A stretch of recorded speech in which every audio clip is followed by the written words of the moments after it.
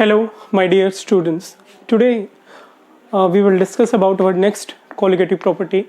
In the last class we have discussed about elevation in boiling point. Today we will discuss about depression in freezing point. Okay, so in the last lecture we have discussed that if we add a non-volatile solute to a solvent, then the boiling point of a solution will increase. Okay, that is known as elevation in boiling point, and which is basically due to what? Due to decrease in vapor pressure of solution, okay, by addition of non-volatile solute. So today we'll discuss further, and that particular property that we have discussed, we will discuss today is depression in freezing point. Depression in freezing point. Okay, first of all we must know what is freezing point. हमें सबसे पहले ये पता होना चाहिए बेटा freezing point होता क्या है. तो जैसे कि नाम सजेस्ट कर रहा है, फ्रीजिंग पॉइंट एक ऐसा टेम्परेचर होता है जिस टेम्परेचर पे सॉलिड और लिक्विड जो स्टेट्स हैं उस पर्टिकुलर मैटर की वो इक्विलिब्रियम में हो, उसे हम बोलते हैं फ्रीजिंग पॉइंट. तो फ्रीजिंग पॉइंट क्या होता है? It is the temperature at which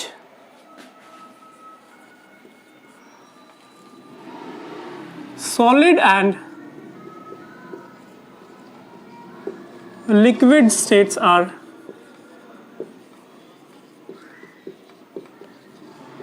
in equilibrium.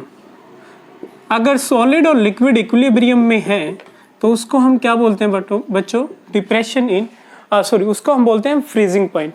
अब होता क्या है? होता ये है कि अगर हम लोग एक पर्टिकुलर सोलवेंट में एक नॉन वोलाटाइल सोल्यूट ऐड करते हैं, by addition of a non volatile solute हम लोग एक सॉल्यूशन प्रिपेयर करते हैं, तो हमारे पास क्या होता है कि जो फ्रीजिंग पॉइंट है पर्टिकुलर सॉल्यूशन का वो डिक्रीज हो जाता है.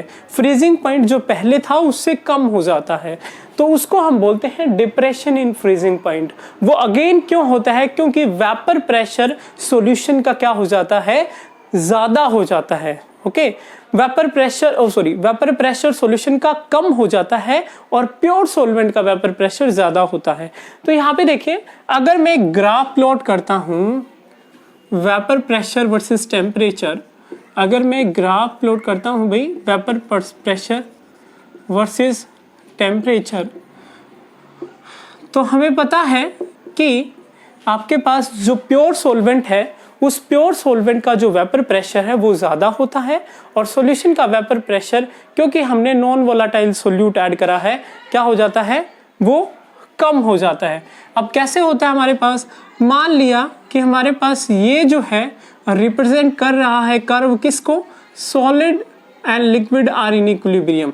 तो यहाँ पे आपके पास क्या रहेगा? सॉलिड, और यहाँ पे क्या रहेगा? लिक्विड. तो ये जो ट्रांजिशन है, ये जो टेम्परेचर शो हो रहा है भाई, ये हमारे पास क्या है?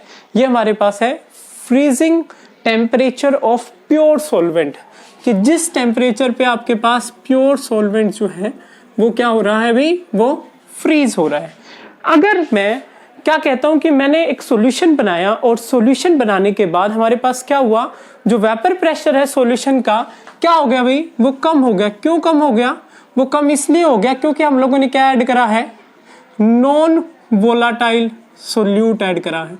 अगर मैंने नॉन वोलाटाइल सोल्यूट ऐड करा और उसकी वजह से जो सॉल्यूशन का वेपर प्रेशर है वो कम हो गया, तो हमें पता चला कि भाई वेपर प्रेशर कम हो गया, तो हमारे पास क्या होगा? जो वेपर प्रेशर सॉल्यूशन का और सॉलिड सॉल्वेंट का है, जिस टाइम वो एक दूसरे के इक्वल होंगे उस टाइम हमारे पास फ्रीजिंग टेम्परेचर आएगा, और जो फ्रीजिंग टेम्परेचर आएगा सॉल्यूशन का वो हमें क्या मिलेगा? वो कम मिलेगा.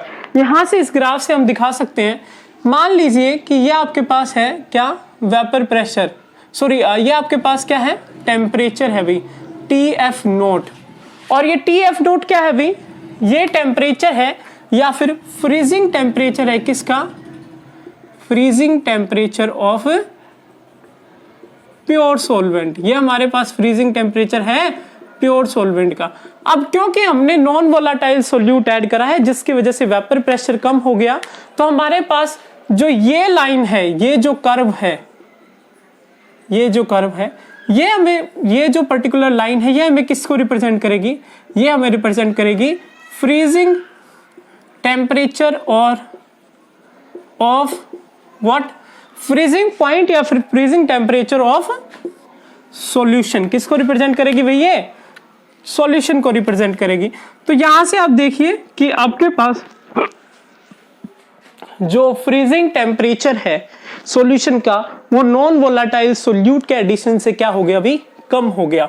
इनके बीच का जो गैप है, इस गैप को हम बोलते हैं बेटा डेल्टा टी एफ। क्या बोलते हैं? Delta T F. Delta T F क्या है? चेंज इन फ्रीजिंग टेम्परेचर और decrease in freezing temperature by addition of a non volatile solute. तो ये आपके पास किसके बराबर आएगा अभी? T F. ओके, ये किसके बराबर आएगा? क्योंकि हमारे पास T F naught minus T F, क्योंकि फ्रीजिंग टेम्परेचर जो प्योर सोलवेंट का है वो ज्यादा है, और ये हमारे पास क्या है? टी एफ सोल्यूशन का फ्रीजिंग टेम्परेचर वो क्या हो जाता है? कम हो जाता है अभी। तो डेल्टा टी एफ जैसा कि हम लोगों ने एलिवेशन इन बॉइलिंग पॉइंट के केस में करा था, वो किसके इक्वल आएगा अभी? वो हमारे पास किसके इक्वल आएगा? वो हमारे पास डायरेक्टली प्रोपोर्शनल आएगा किसके? m। और m क्या रहता है? m रहता है हमारे पास प्यारे बच्चों मोलैलिटी ऑफ अ सॉल्यूशन। जो हमने सॉल्यूशन लिया है उसकी मोलैलिटी कितनी है। अब हम लोग मोलैलिटी कैसे कैलकुलेट करते हैं, ये मैंने आप लोगों को लास्ट टाइम भी बताया था। हम लोग फिर एक बार डिस्कस कर लेते हैं कि हम लोग मोलैलिटी को कैसे डिस्कस करते हैं। मोलैलिटी होती क्या है भाई? मोलैलिटी हमारे पास क्या होती है प्यारे बच्चों? मोलैलिटी होती है क्या? W2 divided by M2 into 1000 divided by W1। W2 हमारे पास क्या है भाई? W2 हमारे पास है वेट ऑफ सोल्यूट। हमने जो सोल्यूट लिया है उसका वेट कितना है भाई? हमने 2 ग्राम लिया है, 5 ग्राम लिया है। M2 हमारे पास क्या है प्यारे बच्चों? वो है मोलर मास ऑफ सोल्यूट। ये क्या होता है भाई? Molar mass of solute. और W1 हमारे पास क्या है भाई? ये हमारे पास वेट ऑफ सोलवेंट। ओके, तो इस वैल्यू को अगर मैं इसमें पुट करता हूं तो मेरे पास क्या आएगा? M को अगर मैं यहाँ पे पुट करता हूं डेल्टा टी एफ। अब बेटा डेल्टा टी एफ किसके इक्वल होता है? यहां से देखिए एक बार, delta T F is equal to K F into M. अब यहाँ पे के एफ क्या है? के एफ हमारे पास एक कांस्टेंट है, और इस कांस्टेंट को हम क्या बोलते हैं? हमने एलिवेशन इन बॉइलिंग पॉइंट में हमने क्या बोला था अभी? उस कांस्टेंट को हमने बोला था मोलल एलिवेशन कांस्टेंट। वैसे ये क्या होता है? Molal depression constant. ये क्या होता है भाई? Molal depression constant. ओके, या फिर हम इसको कौन सा कांस्टेंट बोलते हैं भाई? या फिर हम इसे बोलते हैं बेटा cryoscopic constant. Cryoscopic constant. Okay, अब मैं यहां पे delta T F is equal to K F into M की वैल्यू पुट करता हूं W2 divided by M2 multiply by 1000 divided by W1। Okay प्यारे बच्चों, तो अब अगर मैं आगे यहां से चाहूं तो मैं क्या कैलकुलेट कर सकता हूं? यहां से हम कैलकुलेट कर सकते हैं किसको? मोलर मास को कैलकुलेट कर सकते हैं अभी। तो मोलर मास हमारा M2 किसके बराबर आ जाएगा प्यारे बच्चों? M2 is equal to K F W2 into 1000 divided by delta T F into W1। तो यहां से भाई अगेन जैसे हमने पिछले क्लासेस में जितनी भी कोलिगेटिव प्रॉपर्टीज पढ़ी हैं उनसे हमने मोलर मास निकाला, वैसे ही हम लोग इससे भी मोलर मास निकाल सकते हैं। फ्रीजिंग पॉइंट डिप्रेशन के भी बहुत सारे यूजेस हैं। अगर मैं बात करूं किसी ऐसी जगह पे जहां पे टेम्परेचर बहुत कम है, जहां पे सड़कों के ऊपर बर्फ जम जाती है, वहां पे हम क्या करते हैं? वहां पे हम एक सोल्यूट को या फिर सॉलिड सोल्यूट को या फिर सिंपली सोडियम क्लोराइड को स्प्रिंकल करते हैं अभी रोड्स पे, ताकि क्या हो? फ्रीजिंग पॉइंट डिप्रेस हो जाए। किसका? आइस का, जिसकी वजह से जो आइस है वो जल्दी मेल्ट हो जाती है। इसके अलावा भी इसका यूज हम लोग करते हैं कार्बोरेटर में। जो कार का इंजन होता है उसके अंदर जो कार्बोरेटर है भाई, उसके अंदर वाटर प्रेजेंट होता है। बहुत ऐसी जगहों पे जहां पे बहुत कम टेम्परेचर रहता है, वहां पे वो जो वाटर है कार्बोरेटर के अंदर वो सॉलिडिफाई हो जाता है, वो आइस में चेंज हो जाता है। उसको दोबारा से लिक्विड बनाने के लिए हम लोग उसके अंदर एक सोल्यूट ऐड करते हैं, जिसकी वजह से हमारे पास क्या होता है प्यारे बच्चों, जिसकी वजह से जो सॉलिड आइस है वो दोबारा से लिक्विड में चेंज हो जाती है। तो डिप्रेशन इन फ्रीजिंग पॉइंट के बहुत सारे यूजेस हैं हमारी डेली लाइफ में। तो ये हमारे पास बात हुई भी third colligative property, that is known as depression in freezing point. और इसके बाद हम लोग भी यहां से अगर मैं बात करूं KF की और KB की, KF की और KB की, तो KF और KB जैसा कि मैंने बताया क्या है हमारे पास KF और KB क्या थे भाई? KF और KB हमारे पास थे कांस्टेंट। इन कांस्टेंट की वैल्यू हम लोग निकाल सकते हैं बेटा, और इन कांस्टेंट की वैल्यू निकालने के लिए हमारे पास क्या होता है, एक फॉर्मूला होता है अभी।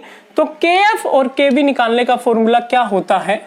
KF is equal to R into T F square into M1 divided by 1000 into delta fusion H। तो ये हमारे पास क्या होता है भाई? ये हमारे पास KF निकालने का फॉर्मूला होता है। KF जो है इसके यूनिट्स होते हैं बेटा केल्विन किलोग्राम पर मोल। ये जो कांस्टेंट है इसके यूनिट्स होते हैं केल्विन किलोग्राम पर मोल, यूनिट्स ऑफ KF। ओके, अब R हमारे पास क्या होता है भाई? R हमारे पास होता है प्यारे बच्चों गैस कांस्टेंट। R होता है गैस कांस्टेंट होता है भाई। TF हमारे पास क्या होता है? TF हमारे पास होता है फ्रीजिंग टेम्परेचर, जिस टेम्परेचर पे आपके पास जो सॉल्यूशन है वो फ्रीज हो रहा है। ऐसे ही हमारे पास M1, हम लोग M1 भी मोलर मास ऑफ सोलवेंट लेते हैं, जो सोलवेंट है उसका कितना मोलर मास है। Okay, and the last one is delta H fusion. तो ये क्या होता है? ये होता है इंथैल्पी ऑफ फ्यूजन या फिर enthalpy change of fusion. Fusion हमारे पास क्या होता है अभी? फ्यूजन हमारे पास होता है जिस टाइम कोई सॉलिड लिक्विड में चेंज हो जाए। ऐसे ही हम लोग भी KB की वैल्यू निकाल सकते हैं। KB की वैल्यू हम लोग कैसे निकालते हैं? KB की वैल्यू भी हम सेम लाइंस पे निकालते हैं। अभी कैसे कैलकुलेट करते हैं हम KB को, ये देखिए। अरे बच्चों, हम लोग क्या करते हैं, जैसे हम लोगों ने KF निकाला है वैसे ही हम KB निकालते हैं।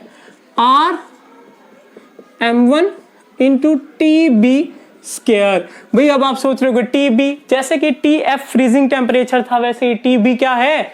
बॉइलिंग टेम्परेचर है, into 1000 divided by 1000 into delta vaporisation H। ये आपके पास क्या है? Delta vaporisation H is enthalpy of vaporisation.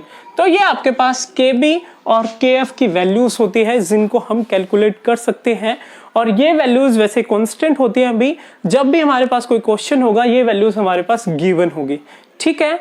So in this way we can calculate the value of these constant. Next qualitative property is osmotic pressure, which we will discuss in our next lecture. Thank you so much, dear students.